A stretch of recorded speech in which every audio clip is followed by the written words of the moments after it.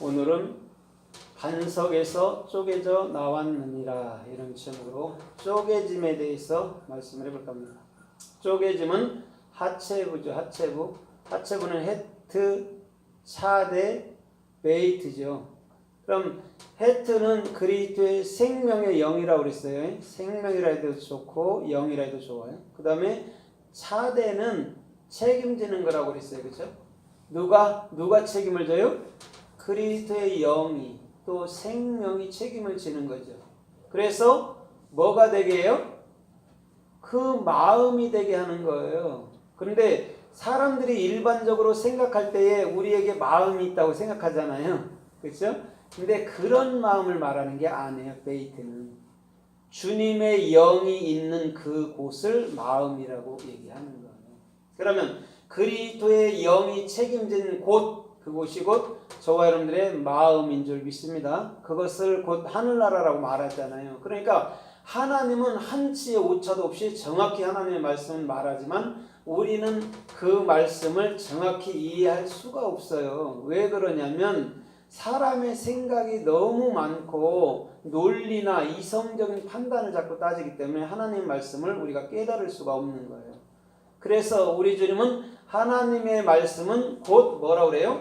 영이요 생명이라고 말하는 거예요. 그러면 영이요 생명을 우리가 그 순수 그 자체를 받아들이지 아니하면 우리는 참 하나님의 말은 다 배척하면서 또 거짓된 말에는 솔깃해서 그것을 따라간다는 것이죠. 그래서 요한복음 10장에도 뭐라고 그랬어요? 주님이 하나님의 사람들은 거짓 목자의 음성을 따른대요, 안 따른대요? 안 따른다고 그랬어요. 그러면 하나님의 사람들이 누구일까요? 곧 진리를 아는 자들이죠. 나머지들은 다 어디에 속해 있는 자들이죠? 거짓에 속해 있는 자들이죠. 그래서 우리는 더 이상 이제는 사람의 말에 사람의 생각에 비진리에는 우리는 절대 따르지 않는다는 것이죠. 이제는 들으면 판단이 되고 들으면 그들의 중심들을 이해하게 되는 것이죠. 그걸 참을 가졌다고 말하는 거예요.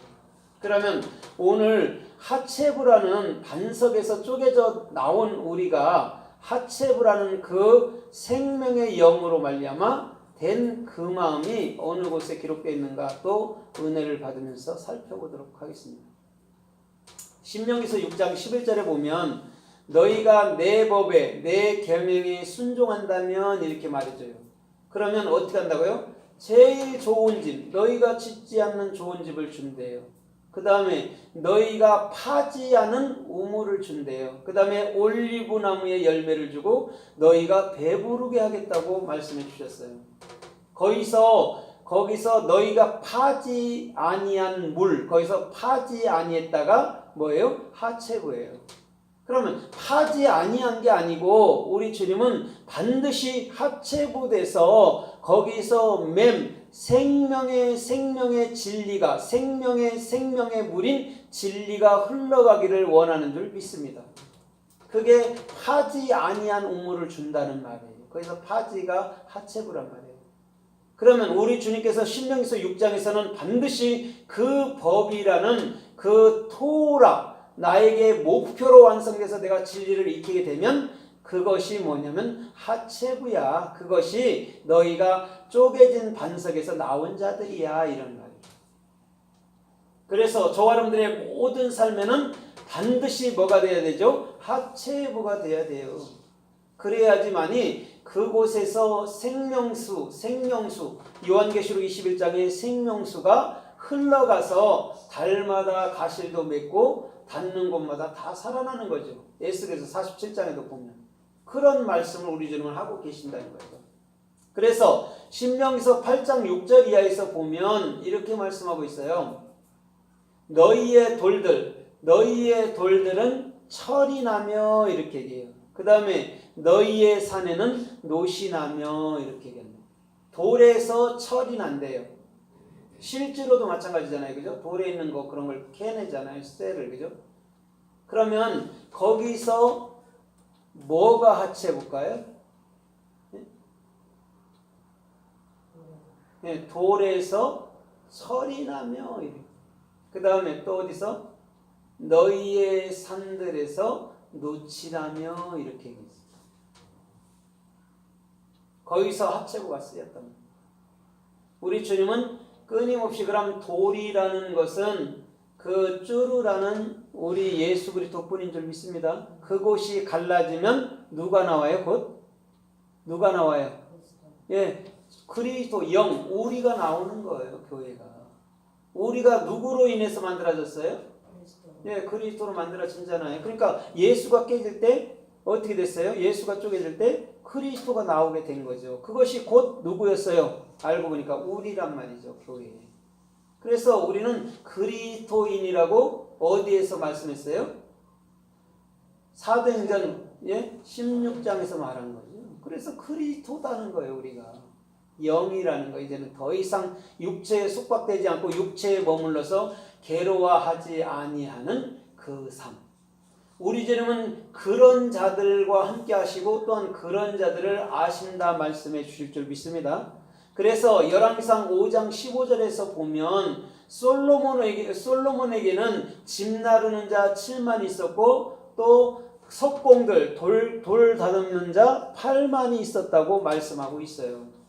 거기서 7 잘 알죠? 7 그죠? 최고와 완전이라고도 말하고 8 부활의 생명의 영 쉐민이 그 안에서 쉰 올바른 비전으로 규정된 자 안에서 뭐가 나타난다는 거예요?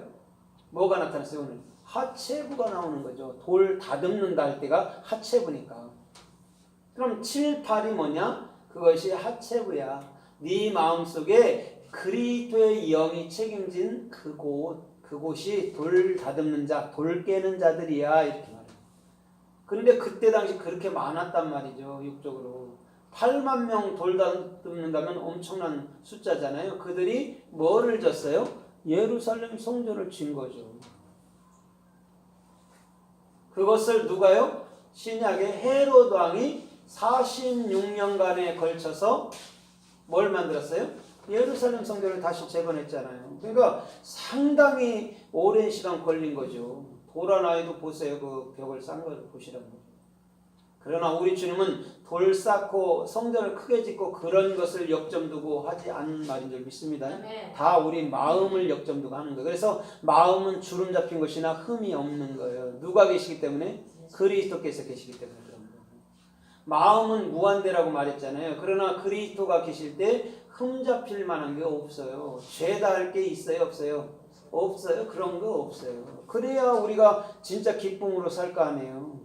이거 하면 죄일까? 저거 하면 선일까? 그거 하고 살면 그게 죄가 아니겠어요? 그렇죠? 선이 뭔지도 모르고 항상 이렇게 욕하지 말고 사세요. 바르게 사세요. 그게 선일까요?